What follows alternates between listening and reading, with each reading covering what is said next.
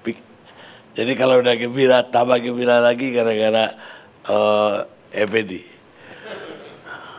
Sekarang Ming.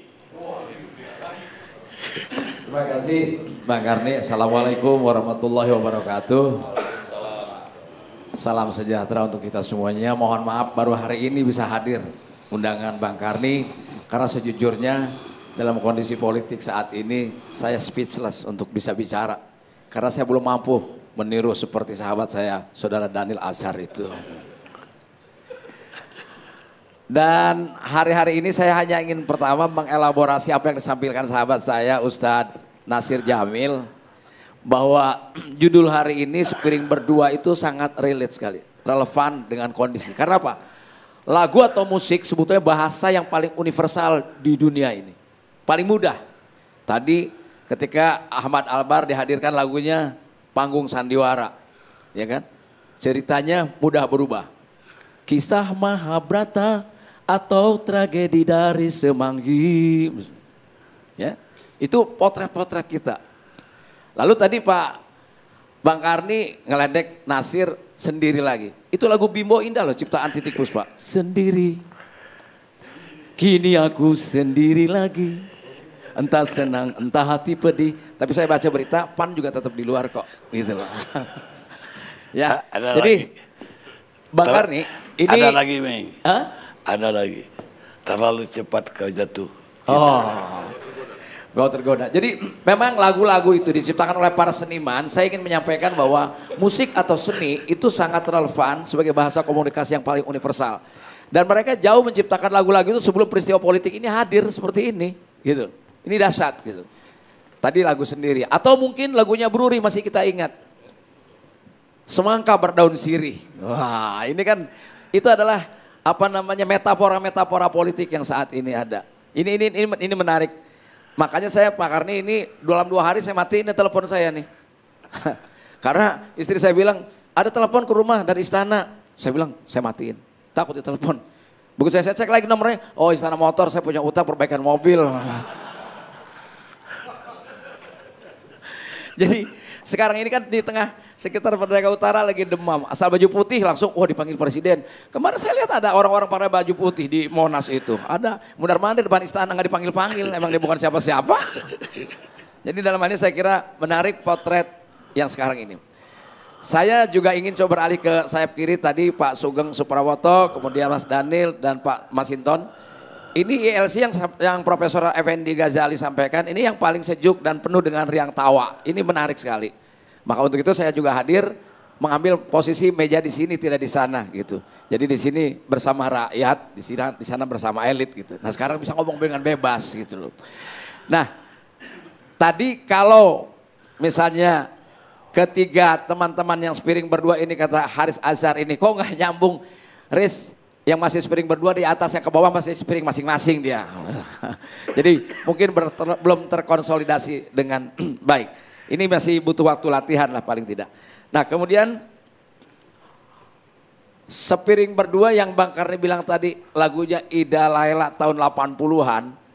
Ini kan kisahnya bagaimana dia sepiring berdua, setikar bersama. Kisah yang sangat indah, kemesraan dan sebagainya. Tiba-tiba pecah di ujung. Kalau ini berseteru dulu baru indah di belakang. Ini happy ending. Ini bagus-bagus aja. Akan tapi saya juga ingin mencoba dan mengelaborasi apa yang disampaikan Adinda Effendi. Bahwa kalau semuanya harus ke sana untuk apa ada pemilu. Mungkin Profesor Effendi lupa bahwa di Indonesia saat ini demokrasi itu hanya baru bicara sebatas kalah dan menang jumlahnya banyak atau sedikit. Belum memberikan nilai tambah terhadap perubahan peradaban yang ada di Indonesia. Itu saya kira politik kita ini saat ini. Ini boleh kita saksikan sama-sama. Namun hari ini saya kira Pak Ngabalin juga kalem, tidak ada marah-marah alhamdulillah. Nah hanya yang keras masih tetap nadanya do-nya di do tinggi Pak Fahri Hamzah. Pak Fahri saya ingatkan kita sama-sama pernah di DPR dulu. Di mana-mana kalau jadi anggota partai politik pindah ke partai manapun sama. Makanya jadi ketua umum yang paling beda mungkin ya. Nah itulah dia pilihannya itu. Jadi kalau di partai itu Bang Rizal. Itu dimanapun partai apapun akan sama saja orang namanya anggota kok. Nah yang paling beda jadi ketua umum. Nah saya kira pilihan tepat Fahri Hamzah daripada dipecat mendingan bisa mecat orang besok. Dia bilang kan, apa itu perintah ketum? Tidak ada, tidak ada. Nanti apakah Pak Fahri Hamzah juga akan berlaku sama dengan yang lain atau tidak? Nah kita laksik nanti. Saya anggota DPR-nya di Partai Gelora, nggak boleh ini, nggak boleh itu. Nah tapi saya yakin kalau di hari ini bicara seperti itu, insya Allah Fahri Hamzah kepada anggotanya bebas semuanya. Wah banyak yang menarik lah, anggota pindah pada pindah ke Partai Gelora nanti tuh. Kenapa? Ketumnya nggak peduli, biarin aja kita ngomong apa aja. Asik tuh, itu menarik itu. Menarik, saya kira ini campaign yang baik. Agar menarik animo, lebih bagus. Tapi dalam hal ini saya kira, ya. Mas Paming kayaknya pindah juga ini. Kenapa? Paming saya undang masuk.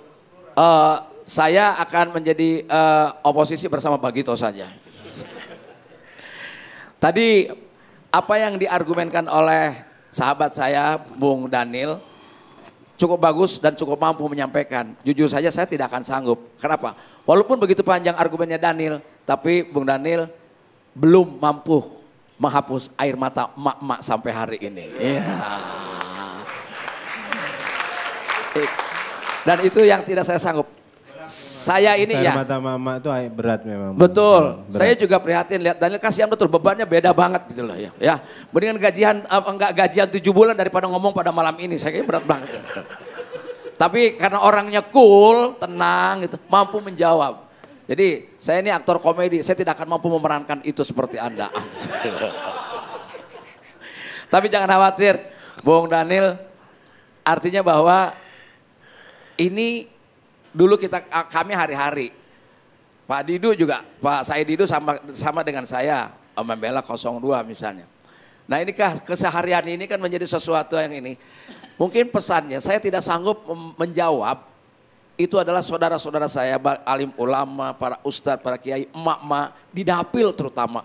Pak Miing kan orang yang terdepan.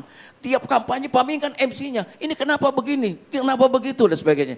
Waduh saya bilang, wallahu alam bisawab, saya nggak tahu. Udah, makanya saya bilang Bang Karni, saya mau datang ke ILC, tapi duduknya saya di sini aja, saya nggak di situ. Gitu. Kenapa? Bukan tidak bertanggung jawab, tapi saya tidak mampu menjawab. Nah inilah kondisi. Dan inilah memang realitas politik kita yang ada, mudah-mudahan. Kata Bung Fahri tadi, siapapun yang berbicara tentang politik pasti atas nama bangsa dan negara, atas nama NKRI. Tidak ada yang paling NKRI, nggak ada. Semuanya kita sama semuanya. Akan tetapi barangkali ini harus jadi pesan buat masyarakat ke depan. 2019 pemilu dihadiri atau didatangi, dipartisipasi 84%. Karena kaum menengah bergerak ingin berubah semuanya. Tapi saya agak khawatir 2024 kalau potret seperti ini, orang datang ke TPS mungkin akan jadi menurun. Mudah-mudahan sih tidak, ini analisa saya aja gitu. Kenapa? Karena sulit untuk bisa percaya lagi pada kondisi-kondisi ternyata tiba-tiba berubah di sana. Tiba-tiba berubah di ujung dan sebagainya. Sehingga apa? Tangis mama dan lain sebagainya yang sudah bikin seragam yang lain sebagainya tiba-tiba ditinggalkan begitu saja. Ini sesuatu hal yang harus dipertimbangkan juga. Sebab apa? Satu bangsa itu tidak dinilai dari bagaimana dia memperlakukan para menengah dan atas atau elit politiknya. Tapi suatu bangsa akan dinilai bagaimana dia memperlakukan rakyat kecil dan rakyat jelatannya. Kata Nelson Mandela. Begitu, artinya dia potret kita ini. Bahwa nggak boleh ditinggalkan begitu saja. Nah untuk itu saya kira malam ini ILC mengambil satu tema yang berkaitan dengan unsur-unsur kesenian. Karena bagaimanapun juga kesenian, saya ulangi tadi, bagaimana menghaluskan budi seseorang agar tetap peradaban jalan, kendati pun etika dalam politik jarang kita lihat dengan baik. Kalau politik dianggap kotor, maka kesenian yang membersihkannya. Saya kira itu. Terima kasih. Assalamualaikum warahmatullahi wabarakatuh. Dan Bang Karni, insya Allah saya sebagai anggota partai politik, sebagai warga negara, dan saya tetap akan kembali bersama Didin dan Unang dengan bagitonya menjadi fungsi sosial kontrol ke depan dalam bentuk kesenian. Terima kasih. Numpang kampanye sedikit. Manusia merdeka memang. Said Didu. Terima kasih. Bang, dia ini pakai jaket putih, Bang. Saya curiga dia tutup terus jadi putih bajunya. Jadi terima kasih Bang Karni, saya mencoba karena saya setelah menuju Spiring berdua, saya berputar ke berbagai daerah sebagai manusia merdeka, mendengarkan aspirasi rakyat apa yang terjadi sebenarnya dan diharapkan dari mereka. Ada 5 hal yang mereka pertanyakan dan saya coba uraikan. Pertama, kenapa sampai mereka berdua bersatu? Itu pertanyaan pertama. Yang kedua, polarisasi seperti apa yang terjadi sebelum bersatu dan setelah bersatu? Itu polarisasi di masyarakat sebelum dan sesudah. Prof. Fendi Gosali ini bukan teori tapi ini faktanya supaya siapa tahu jadi teori nanti. Yang ketiga adalah agenda mereka berdua ini apa sih sebenarnya? Pasti kalau ditanya dari bangsa dan negara, tapi agenda sebenarnya apa mereka berdua ini? Yang keempat adalah harapan masyarakat setelah sepiring berdua ini, apa yang diharapkan masyarakat? Yang kelima adalah solusi seperti apa yang dibutuhkan dari sepiring berdua ini, karena kira-kira itu yang diharapkan oleh masyarakat. Saya coba yang pertama, kenapa mereka bergabung? Saya menghormati bahwa kedua orang ini, Jokowi dan Prabowo, dua-duanya juga berkorban. Jokowi juga dimaki-maki, Prabowo juga dimaki-maki. Semua berkorban. Apakah mereka berkorban untuk berpesta di piring berdua, ataukah ingin menyiapkan makanan yang enak kepada rakyatnya? Ini pilihan bagi mereka berdua. Nah, apakah mereka bergabung untuk itu? Tapi pengorbanan mereka berdua masih lebih sedikit dibanding nyawa manusia yang korban sejak pemilu Pilpres berlangsung. Jadi saya mohon pemirsa dan hadirin semua, mari kita mendoakan arwah korban Pilpres dan rangkaian Pilpres 2019. Ini jangan dilupakan. Mungkin Ustadz Ali nanti, Mas Dhanil menyampaikan ke Pak Jokowi, Mas Dhanil menyampaikan ke Pak Prabowo, ingat korban nyawa dari persaingan Bapak berdua. Arwahnya banyak. Itu saya pikir pengorbanan Bapak berdua masih lebih kecil daripada nyawa-nyawa mereka. Nah itu saya pikir yang harus ada ditanamkan di jiwa mereka berdua. Nah sekarang rakyat sudah berkorban, apakah saya sih berharap bahwa mereka berdua betul-betul memanfaatkan piring ini untuk mengorbankan ego politiknya, menghargai korban jiwa yang terjadi dan perjuangan mak-mak yang berjuang siang dan malam demi persaingan mereka berdua. Itu saya pikir harus selalu kita ingatkan. Sekarang, polarisasi apa yang terjadi Bang Karni setelah sebelum dan sesudah? Kita tahu bahwa polarisasi ini kan pemilih Prabowo itu dicap bahwa adalah orang-orang yang terhadap kecewa atau punya harapan baru terhadap Presiden Jokowi. Itulah pemilih Prabowo. Yang kedua adalah beberapa korban yang dicap radikal. Dicap oleh pihak Jokowi sebagai radikal. Itulah menjadi pemilih Prabowo. Yang ketiga adalah korban ketidakadilan. Yang banyak juga korban ketidakadilan. Macam-macam itu juga menjadi pemilih Prabowo. Kemudian kecewa terhadap kehidupan ekonomi yang makin berat. Itulah menjadi pemilih Prabowo. Kecuali partai yang diperintah tadi oleh Ketua Umum gitu kan. Nah, pemilih Jokowi adalah orang yang menganggap dirinya paling Pancasilais. Nah, ini paling Pancasilais, yang lain tidak Pancasilais. Yang kedua adalah yang didukung yang seakan-akan yang bisa menyatakan yang mereka itu adalah radikal. Kami tidak radikal. Nah, yang adalah yang berkeyakinan bahwa semua baik-baik saja. Itulah kira-kira polarisasi pada saat Pilpres berlangsung. Sekarang, polarisasi apa yang terjadi setelah sepiring berdua? Jadi akan muncul kelompok masyarakat yang memperkirakan akan terjadi oligarki kekuasaan. Oligarki kekuasaan karena sudah sepiring berdua. Nah, kelompok masyarakat ini menjadi 5 yang kira-kira memposisikan diri mengawasi orang yang sedang sepiring berdua. Satu adalah pemilih Prabowo yang kecewa atas bergabungnya Prabowo ke Jokowi. Yang kedua adalah pemilih Jokowi yang kecewa terhadap diterimanya Prabowo sebagai bagian pemerintahan. Yang ketiga adalah yang kecewa terhadap ketidakadilan dan penegakan hukum. Yang keempat adalah yang korban radikalisme yang dicap radikal, otoritarian, itu menjadi kecewa terhadap ini. Dan itu menjadi oposisi terhadap piring berdua tadi.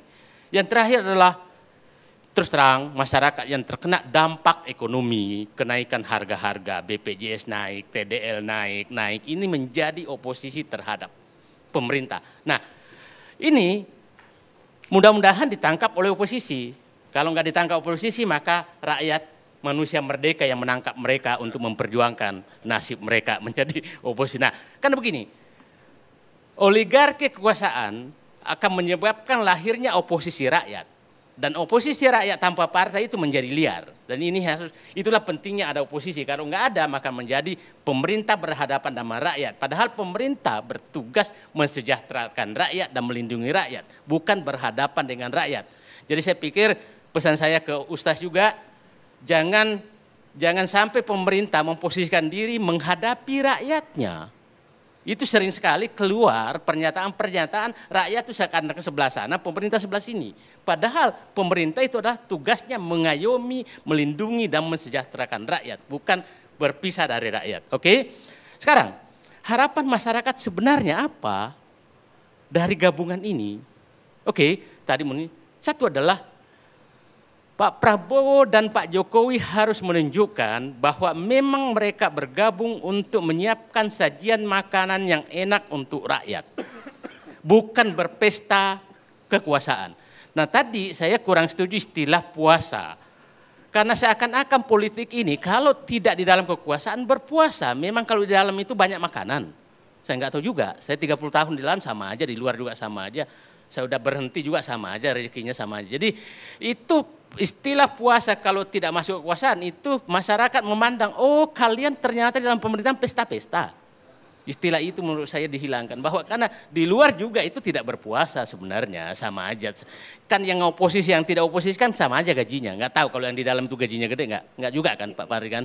Anggota DPR yang di dalam sama aja gajinya, jadi tidak berpuasa juga. Nah, jadi kalau ini gagal, dampaknya terhadap bangsa ini sangat besar. Jadi kalau Pak Prabowo dan Pak Jokowi gagal menunjukkan bahwa memang dia bersatu untuk memperbaiki rakyat tanpa melihat partai, maka politik kita sudah akan hancur. Kenapa? Partai politik sudah nggak percaya lagi. Pilpres nggak usah lagi dah, nggak ada gunanya kok. Mereka mau pesta-pesta pora, nggak ada gunanya. Nah, ini dampak. Nah, tadi Prof. Effendi Ghazali menyatakan tidak ada teorinya. Betul, tidak ada teorinya. Nah, jadi siapa tahu kita menciptakan teori baru. Teori baru. Tapi kalau tidak hati-hati, maka politik jangka panjang akan menjadi masalah karena rakyat berhadapan dengan wakilnya. Rakyat berhadapan dengan wakilnya di DPR, wakilnya di pemerintah akan berhadapan. Dan itu menjadi sangat krusial bagi bangsa Indonesia yang multi etnis, berpulau-pulau, bertulisah, macam-macam. Nah, sekarang terakhir saya ingin menyampaikan apa yang harus diselesaikan orang berdua ini karena sudah bersatu dalam satu piring. Ada 7 hal yang harus dia selesaikan. Kalau enggak dia selesaikan ini, maka mereka memberikan resiko politik sangat berat bagi bangsa ke depan. 1, saya berharap Pak Prabowo dan Pak Jokowi segera menyelesaikan masalah kohesivitas sosial yang sudah pecah belah. Sudah pecah belah bangsa ini, SARA menonjol, macam-macam menonjol, udah saling memaki biasa saja, sudah tidak ada persaudaraan, bahkan mungkin ada cerai suami istri gara-gara pilpres dan segala. Kohesivitas sosial harus dihentikan. Caranya bagaimana? Saya berharap pemerintah menghentikan namanya, seakan ada kasta di rakyat ini yang lebih tinggi dari masyarakat lain.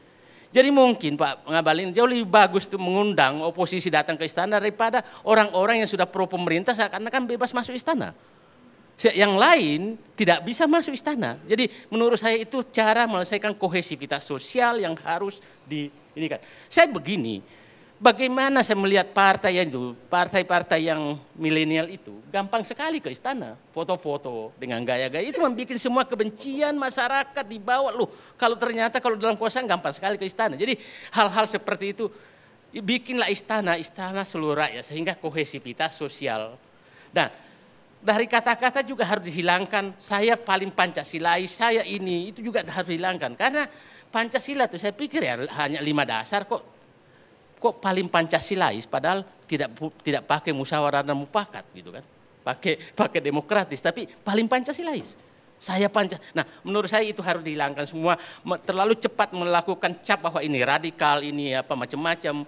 Saya mohon maaf, saya mencoba kalau bukan menonjolkan. Kalau sholat itu saya ingin mencoba sholat di masjid kalau Isya dan Maghrib. Dan saya melihat seluruh masjid dimanapun akan penuh sekarang. Jangan sampai dianggap karena penuhnya masjid kok semakin banyak radikal. Betul, jadi itu jangan sampai dicap seperti itu. Padahal mereka melaksanakan agamanya dengan baik. Nah itu cap-cap itu. Kemudian yang kedua adalah keadilan dan penegakan hukum ini harus ditunjukkan. Jadi jangan karena orang sering memberikan masukan kepada pemerintah, seakan-akan saya ini bully masih masuk aja nih. Saya joget-joget di sini, tahu nggak bunyinya mereka ke saya banyak sekali. Memang pecatan itu goyangnya nggak macam-macam. Jadi kayak kata-kata seperti itu. Ini jadi kita happy pun mereka marah gitu. Jadi, nah ini menurut saya jadi baser seperti itu suruh matiin deh semua supaya kita hidup ketawa-ketawa aja. Kita ketawa-ketawa di sini tadi baser saya udah penuh nih. Pecatan sih katanya nggak orang nggak berguna ya nggak apa-apa lah nggak berguna tapi happy kan. Itu nah sekarang yang ketiga yang harus diselesaikan perbaikan ekonomi. Perbaikan ekonomi sangat penting. Saya katakan nanti Bang Rizal Ramli ini kan, jangan anggap enteng itu BPJS, bahwa pernyataan menyatakan hanya naik sekian, itu bagi kita, tapi orang yang gajinya 3 juta, bayar kontrakan 1 juta, bayar listrik kira-kira 800.000 sekarang, bayar BPS kalau berenam itu 1, sekian juta, maka tersisa uangnya 500.000 untuk menghidupi anaknya. Jadi pernyataan menyatakan bahwa ini kecil, itu menurut saya itu menjadi masyarakat loh kecil tapi kan di situ kecil kita berat. Nah itu menurut saya masalah-masalah itu. Kemudian perbaikan ekonomi. Yang kemudian ini adalah tentang utang fiskal dan moneter juga ini harus menjadi perhatian betul pemerintah karena kalau terjadi gejolak di fiskal moneter maka akan bergejolak semua yang lain. Yang kelima saya ingatkan social safety net ini harus dipikirkan karena daya beli masyarakat sangat turun. Saya baca di APBN sama sekali tidak disiapkan social safety net, malah infrastruktur ditambah lagi. Social safety net nggak ada sama sekali. Jadi kalau terjadi nanti kenaikan sedikit maka langsung masyarakat yang kena. Yang keenam adalah saya bilang demokrasi tolong dan kebebasan berpendapat dibuka lagi, jangan ditakut-takuti orang berpendapat. Jangan ditakut-takuti orang berpendapat lah ininya. Jangan karena berpendapat ini tahu dipanggil apa segala. Nah, yang terakhir tetap adalah agenda pemberantasan korupsi. Jadi 7 agenda saya titipkan kepada Pak Jokowi dan Pak Prabowo yang sedang sepiring berdua. Terima kasih Bang Karni.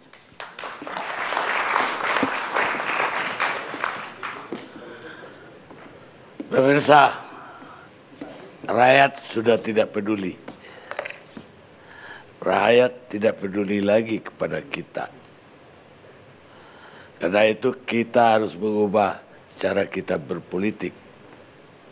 Dan jangan disetujui lagi kata-kata bahwa itu hanya politik. Gavin Newsom, politisi Amerika. Kita rehat sejenak.